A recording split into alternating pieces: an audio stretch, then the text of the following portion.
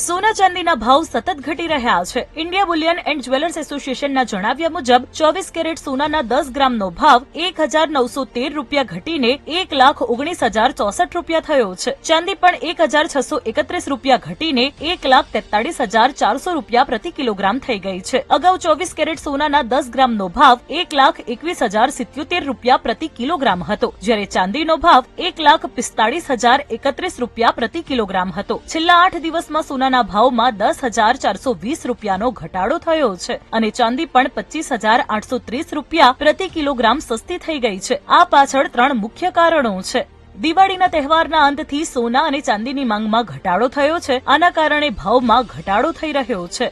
જ્યારે પણ વિશ્વભરમાં તણાવ હોય છે ત્યારે લોકો સોનું ખરીદે છે, જેના કારણે ભાવ વધે છે। જો કે હાલમાં વૈશ્વિક તણાવ ઓછો છે, જેના કારણે ભાવમાં ઘટાડો જોવા મળી રહ્યો છે।